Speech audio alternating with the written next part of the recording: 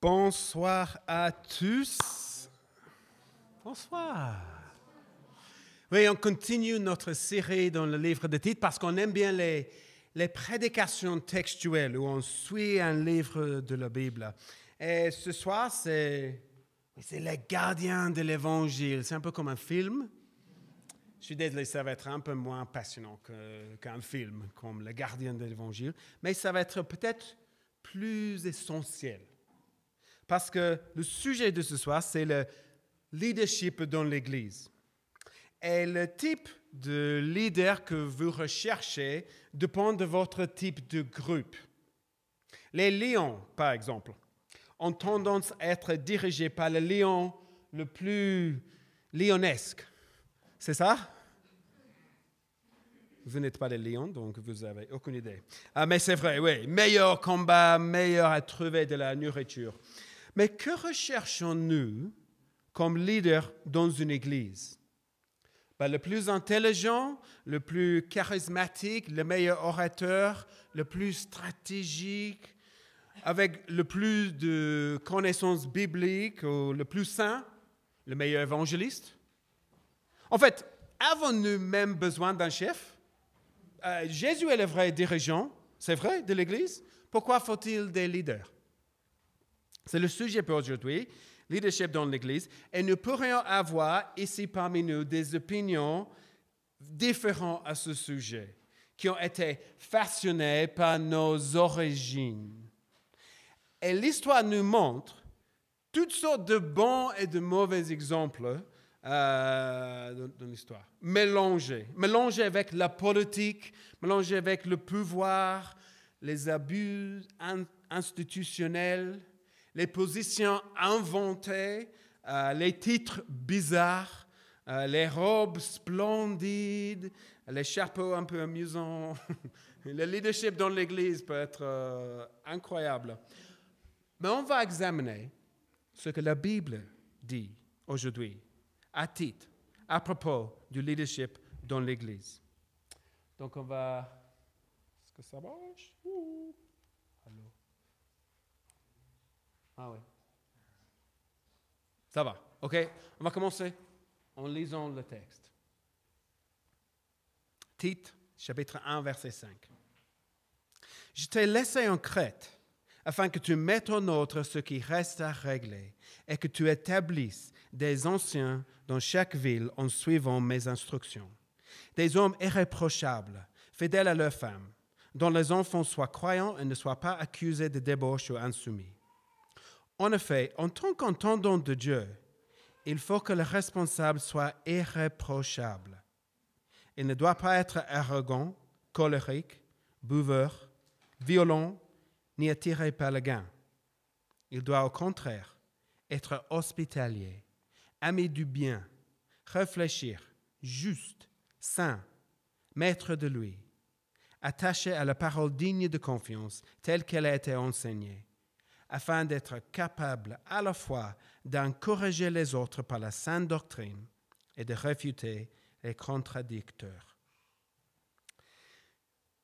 C'est Paul qui parle à Timothée, et j'ai essayé de résumer un peu le message aujourd'hui en tant que l'Église doit être mise en ordre par les anciens locaux qui ont été formés et qui tiennent fermement à l'Évangile.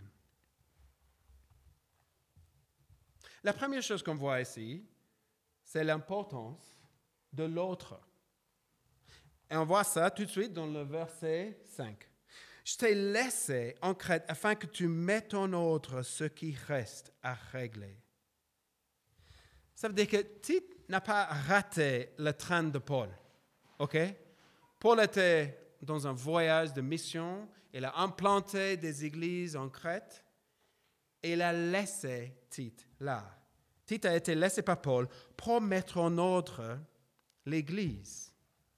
Donc on voit l'importance de l'autre dans l'église et l'importance de l'autre contre le chaos. Cela ne nous surprend pas si on connaît la Bible, parce que Paul dit à l'église de Corinthe, il dit, car Dieu n'est pas un Dieu de désordre, mais de paix. Et verset 40, « Mais que tout se fasse convenablement et avec ordre. » Donc l'ordre est très important. Dieu est un Dieu d'ordre. On le voit bien au début de la Bible, dans Genèse 1. Genèse 1 est le récit de la création du monde par Dieu. Et Genèse 1, il y a une structure très rigide en Genèse 1. Dieu parle, qu'il y ait de la lumière. Désolé pour m'avoir, mais ça va. Dieu parle et cela se produit. Dieu parle et cela se produit. Dieu parle et cela se produit. D'autres camps de création, comme le Numa Elish, sont des camps de création d'autres cultures de cette époque. C'est le chaos total. Les dieux se battent entre eux, créant accidentellement les choses lorsque le sang touche la terre. Honnêtement, c'est le chaos. Lisez-le en ligne. Genèse 1 est ennuyeuse en comparaison, mais c'est un autre. Le soleil n'est pas un Dieu à adorer comme dans d'autres religions, c'est simplement une lumière que Dieu place dans le ciel et qui peut être étudiée. Et c'était cette vision du monde, un monde ordonné avec des règles et des lois qui peuvent être étudiées, qui a produit la révolution scientifique. La science n'est pas en conflit avec le christianisme, c'est le résultat du christianisme, de la vision du monde chrétien, une vision du monde ordonné. Si tu veux creuser un peu plus ce sujet, trouvez Peter Harrison, il est le prof de l'université d'Oxford qui a créé des livres sur ce sujet. Mais ok, je vais fermer la parenthèse maintenant. Mais Dieu aime bien l'autre. On voit l'importance de l'autre et on voit l'importance de l'autre contre les faux enseignements. Ça veut dire qu'on verra que l'un des problèmes majeurs de Tite est la présence de ceux qui déforment et tordent l'évangile de Jésus. Il y a des gens, on peut voir dans les versets immédiatement après, qui égarent les gens loin de la vérité de Jésus. Mais c'est depuis le début de la Bible, il est clairement important de se garder, de former la parole de Dieu. Après tout, la première tentation arrive avec quel mot? Dieu a-t-il vraiment dit? Genèse 3. Donc il n'est pas surprenant qu'ici, Paul déclare à Tite que l'Église doit être mise en ordre, contre le chaos, contre les faux enseignements. Mais comment? Comment mettre en ordre une Église? Par une liste énorme de règles?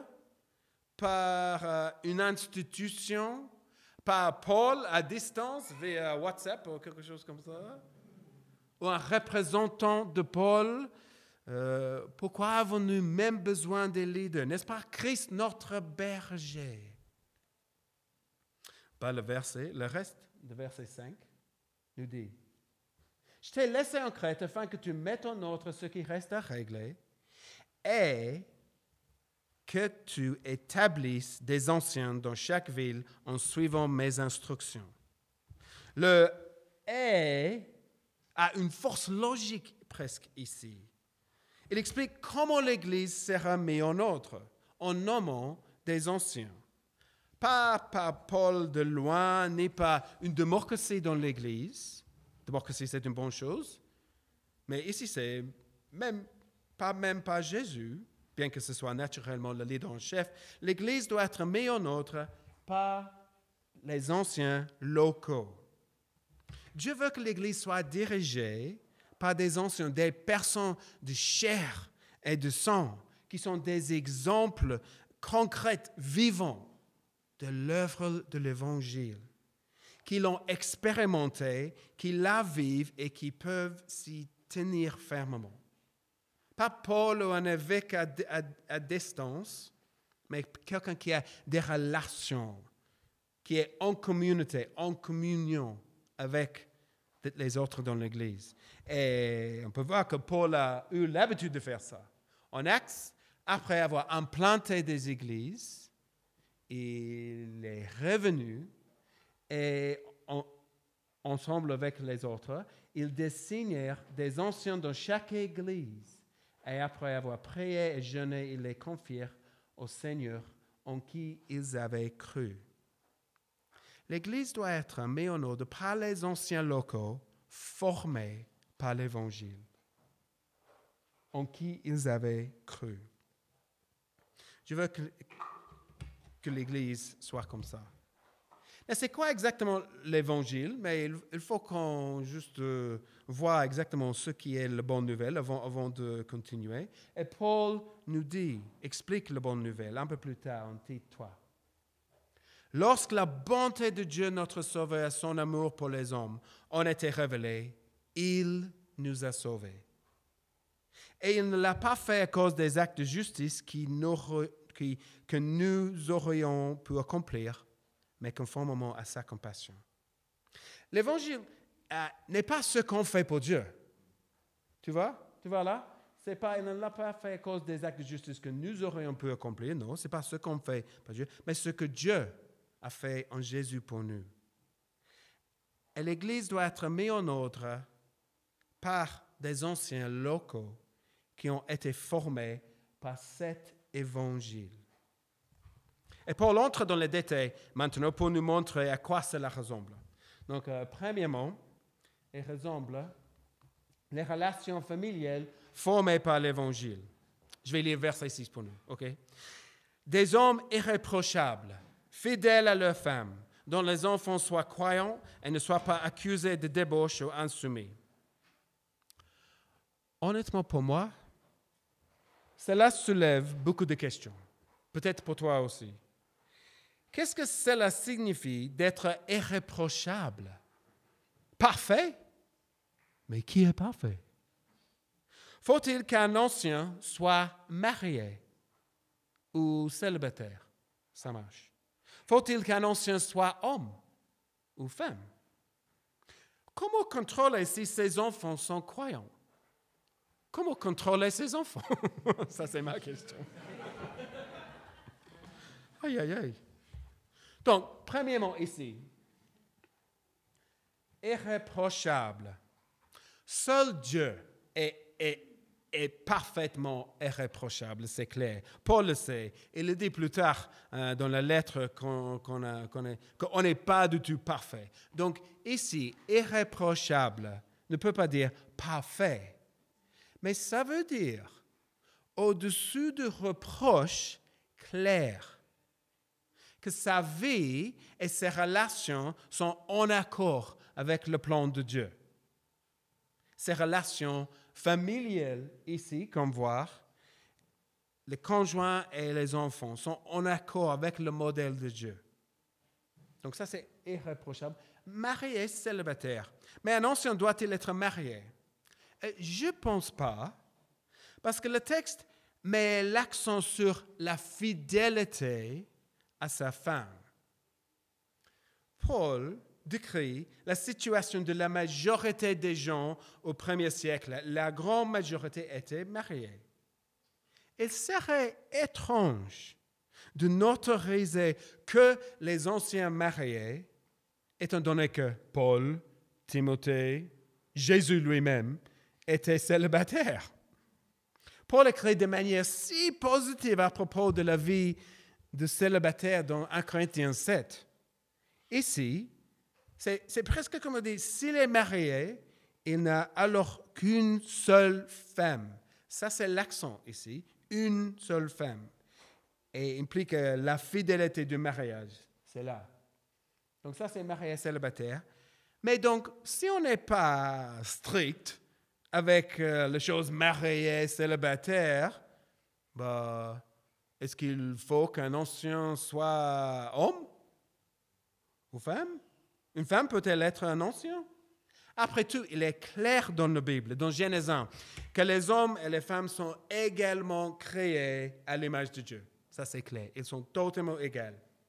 C'est clair qu'en Christ, Galates 3, verset 28, il n'y a plus ni homme ni femme, car vous êtes un en Jésus-Christ. C'est clair qu'elles soient les co-héritiers de la vie éternelle. 1 Pierre 3, verset 7. C'est clair que les femmes étaient... Désolé. C'est clair que les femmes étaient essentielles pour soutenir le ministère de Jésus. Vois ça dans les évangiles, c'est clair. Et qu'ils valorisaient et attendaient leur ministère. Et c'est clair aussi que Paul travaillait avec de nombreuses femmes tout au long de son ministère. C'était toujours le cas. Si bien que l'Église primitive avait un pourcentage de femmes plus élevé que la culture environnante, en raison de leur valeur égale et de leur rôle énorme dans l'Église. Tout ça est clair. Mais il me semble que lorsqu'on examine le leadership dans l'Église et les exemples dans le Nouveau Testament, il semble que le schéma soit les dirigeants masculins et les anciens masculins. Le leadership masculin a été un peu être chauviniste, sexiste, dominant, abusif. Mais ça, c'est l'influence terrible du péché et les défauts terribles des hommes. Le leadership masculin peut être sage, doux, libérateur comme Jésus. Et c'est ce qui est envisagé ici. Si tu veux en parler un peu plus tard avec moi, viens me voir. Je l'aimerais vraiment. Ce n'est pas une question facile ici, mais on n'a pas le temps de traiter avec la profondeur qu'elle mérite maintenant. Mais le dernier aspect ici, est-ce qu'un ancien doit-il avoir les enfants croyants? Il dit, la dernière partie, il dit, donc les enfants soient croyants et ne soient pas accusés de débauche ou insoumis. Le mot croyant ici, c'est le même que fidèle. Ils sont exactement le même mot qu'on utilise pour fidèle et croyant. Et ça peut dire chrétien, mais je crois que c'est plutôt l'idée qu'ils sont obéissants, qu'ils sont fidèles à leurs parents. Parce qu'on voit les mots après, ne soient pas accusés de débauche ou insoumis. Donc l'idée, cela signifie donc qu'ils entretiennent de bonnes relations avec leurs parents. C'est un peu la même idée qu'on voit en 1 Timothée 3, verset 5. En effet, si quelqu'un ne sait pas diriger sa propre maison, comment prendra-t-il soin de l'Église de Dieu? Donc les anciens devraient donc avoir des relations familiales formées par l'Évangile.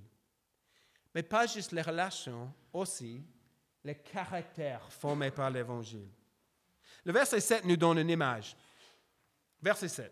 En effet, en tant qu'entendant de Dieu, il faut que le responsable soit irréprochable. En tant qu'entendant de Dieu. L'image fait référence à une personne du 1er siècle qui s'occupait du ménage et qui avait la confiance totale de son maître. Et ça, c'est l'idée d'un ancien qui a la confiance totale de son maître Dieu. Quand j'étais plus jeune et quand j'avais les chevaux, je suis allé chez le coiffeur le moins cher. Peut-être il y avait qui sait, $5 à ce temps. Et il était dans un salon sans affiche, sans panneau, dans une pièce un peu éloignée de la rue principale. Honnêtement, je me demandais si quelqu'un savait qu'il était là ou s'il payait un loyer. Donc, il y avait beaucoup de reproches, beaucoup d'indices qui étaient là, qui n'étaient pas toujours bons. Mais le plus gros problème était qu'il était chauve, en fait. Qui est un peu juste. C'est un peu juste, parce qu'on peut être un bon coiffeur et chauve autant. Mais vous ne savez pas s'il est digne de confiance pour prendre soin de vos chevaux parce qu'il n'en avait rien. C'est un exemple un peu ludique, mais l'idée, c'est qu'il y avait beaucoup d'indices, beaucoup de questions autour de lui. Mais l'idée ici est de quelqu'un qui prend soin de la maison de Dieu, qui devrait être totalement digne de confiance. Pas à propos de ses chevaux, de sa taille, de son intelligence, de son sens d'humeur, de sa personnalité, mais de son caractère.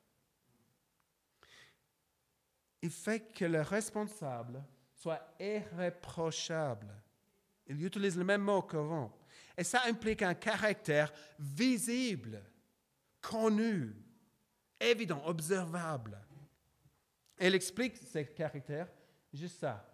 Il explique, il nous donne une liste des caractéristiques négatives et les caractéristiques positives. On va voir les caractéristiques négatives premièrement. Il ne doit pas être arrogant, colérique, buveur, violent, ni attiré par le gain. Arrogant. Mais le mot arrogant et le mot confiance, c'est quoi la différence en fait? Parfois, l'assurance ou la confiance peuvent être considérées comme de l'arrogance.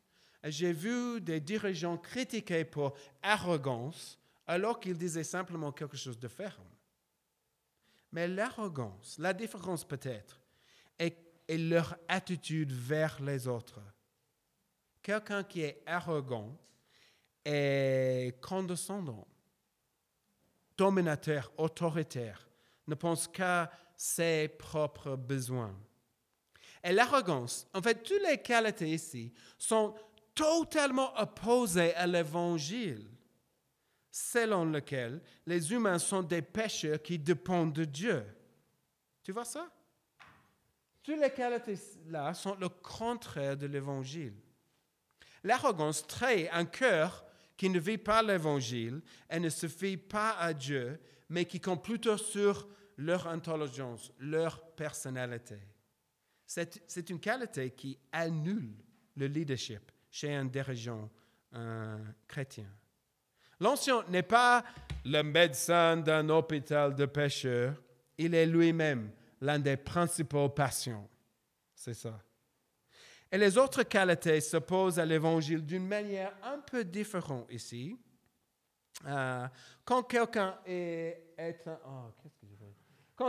un buveur ou attiré par le gain, il me semble que cela montre qu'il y a dans sa vie quelque chose de plus important que Dieu. Tu vois? Une idole, un désir ou un confort qui le guide, que ce soit pour boire ou pour gagner l'argent. Il y a quelque chose dans la vie autre que Dieu. On voit ici qu'être colérique ou violent peut signifier qu'ils sont guidés par leur désir, leur passion, leur frustration, et qu'ils manquent de maîtrise de soi, de manque de soumission à Dieu. Juste une petite parenthèse ici, un mot sur la violence et le colérique. Ce sont deux formes d'agression, physique et relationnelle, dont nous sommes beaucoup plus conscients à notre époque. La Bible a toujours été claire sur le fait qu'il n'y a aucune excuse pour l'agression verbale ou la violence physique. Dans une relation conjugale, ni dans aucun autre type de relation, et en particulier dans la direction d'une église. Donc, il est toujours parmi nous, toujours important de signaler quelque chose de semblable à un ancien, à un chef de l'Église. Et si un ancien domine ou abuse de son autorité, il ne faut pas négliger ça. Parfois, malheureusement, l'Église a tragiquement minimisé un peu l'importance de donner suite à de tels incidents. Au lieu de les condamner ou de les abolir, nous avons traîné un peu nos talents et les avons cachés un peu. Nous ne devrions pas être comme ça et nos anciens ne devraient pas être comme ça. Ça, c'est les caractéristiques négatives. Mais il y a les caractéristiques positives ici aussi. Verset 8. Il doit au contraire être hospitalier, aimer du bien, réfléchi, juste, saint, maître de lui. Juste une question pour vous. Si vous deviez écrire une liste des qualités que vous souhaitez chez un ancien, quel serait le premier? Vous trichez maintenant parce que vous pouvez voir ça. Mais j'imagine probablement pas ce que Paul a ici. La première qualité, c'est être hospitalier. C'est un peu bizarre ça. Mais c'est clair, en fait, dès qu'on réfléchit un peu, c'est le contraire de ce qu'on veut avant. Attiré par le gain, en fait, avec l'hospitalier, on a la volonté de donner notre argent, notre temps, notre maison aux autres, d'être comme Dieu, ouvert, accueillant, chez toi et à l'église.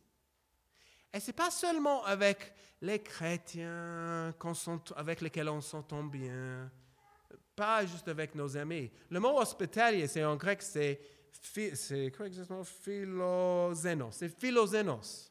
Xénos, c'est le mot d'où vient xénophobe, la peur d'étrangers. Et donc, philos, c'est l'aimant, quelqu'un qui aime les étrangers. Donc, ce n'est pas juste des amis ou des gens que vous connaissez, c'est les étrangers. Quelqu'un qui prend l'initiative d'accueillir les gens nouveaux. J'ai un ami appelé Rory qui avait pour habitude d'ouvrir toujours le plus large possible ses invitations. Tu arrives chez lui, tu pensais que c'était moi, ma femme et eux, et tu arrives, et il y a beaucoup d'autres là aussi, parce que Rory a l'habitude d'inviter les autres chez lui. C'était magnifique, c'était incroyable. On voit aussi ici les qualités d'être un ami du bien, juste, saint. Et ils vont ensemble, ces qualités. Ils parlent d'un engagement moral, d'une passion. Ne pas être perçu comme bon, juste, respectable, mais parce qu'il aime les choses bonnes et saintes. Et on voit ici que, il me semble que réfléchir et mettre de lui vont de pair aussi. Qu'un ancien ne soit pas facile à remuer, qu'ils sont réfléchis, maîtres de lui. Pas à la merci de pression extérieure, pas facilement manipulable, mais stable, calme.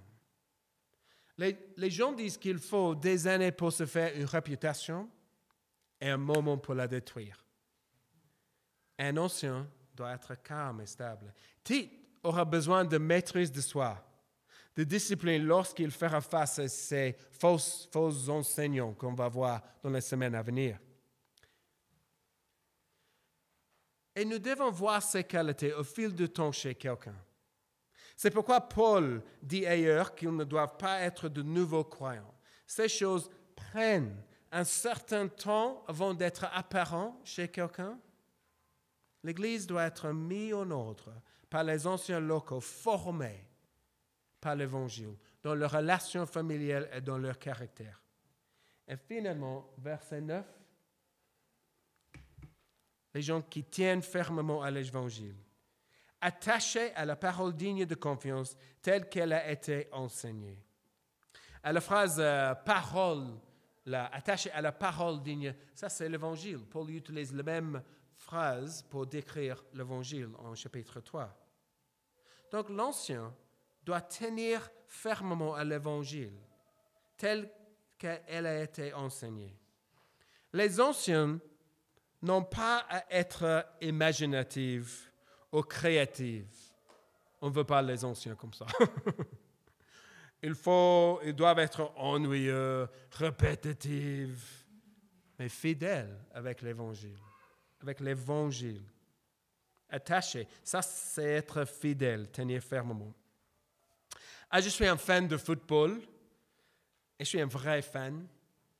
Et il y a une règle bien connue par les vrais fans, que vous ne pouvez pas changer de club. C'est vrai? Est-ce que quelqu'un est un vrai fan ici? Pas beaucoup, je vois. Bon, merci. Quand je parle avec quelqu'un, et que celui-ci dit « j'ai déjà soutenu ce club, mais maintenant je soutiens un autre », je me dis déjà « ce n'est pas un vrai fan ». Je suis désolé, il n'a aucune idée. Vous ne pouvez pas changer de club, OK? Mais de même, un ancien dans une église ne peut pas changer l'Évangile. Un ancien ne peut pas la rendre plus facile ou plus difficile. Un ancien ne peut pas changer l'Évangile, il ne peut pas rendre l'Évangile plus intéressant ou éviter les aspects gênants pour notre société. Non, un ancien doit tenir fermement à l'Évangile. Cela ne veut pas dire que les anciens doivent rester fermés dans la pratique de l'Église. Les rituels, les habitudes ou l'histoire de l'Église. Ces choses peuvent être utiles ou peuvent freiner l'Évangile. Mais ils doivent s'en tenir à l'Évangile et à l'autorité de l'Évangile. Verset 9 continue. Afin d'être capable à la fois d'encourager les autres par la sainte doctrine et de réfuter les contradicteurs. Il me semble qu'on peut voir les deux aspects. Ça, c'est le dernier point. C'est les deux aspects ici. Encourager et réfuter. Enseigner et corriger. Tu vois ça? Encourager les saintes doctrines. Est-ce qu'on peut écouter les loups? En fait, c'est très important. Parce qu'un ancien doit avoir une voix. Calvin a dit qu'un ancien, un pasteur a besoin de deux voix. Une pour rassembler des moutons et l'autre pour chasser les loups et les voleurs. Refuter les contradicteurs. Merci les enfants.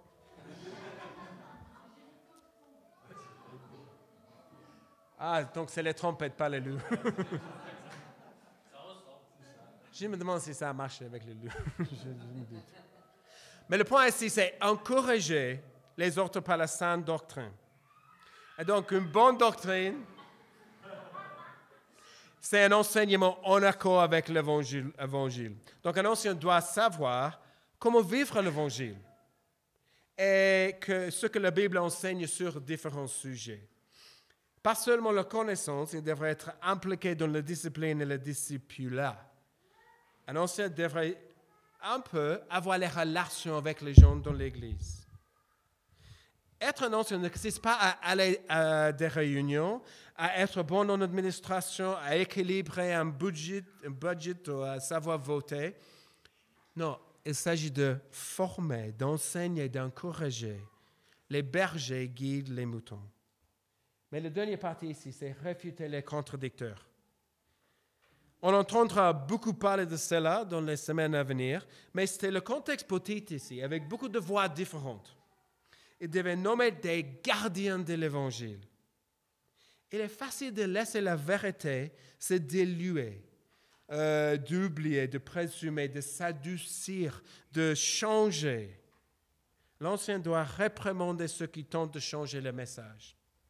Un ancien ne peut pas être un chercheur de conflits, mais il ne peut pas non plus éviter les conflits. Il sera prêt à rester ferme et à dire non. Cela peut se produire dans la discipline de l'Église lorsque des personnes qui se disent chrétiens et ont une relation avec l'Église vivent d'une manière qui contredit manifestement l'Évangile.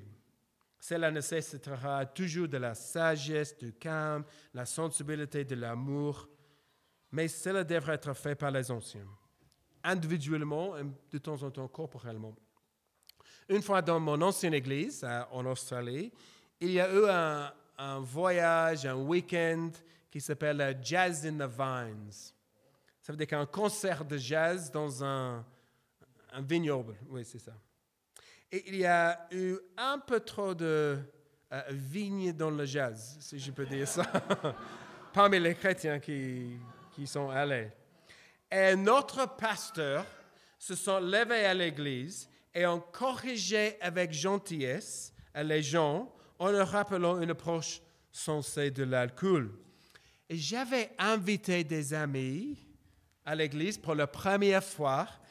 Et honnêtement, au début, j'étais, oh non, pas mal. Ce dimanche, pourquoi ce dimanche?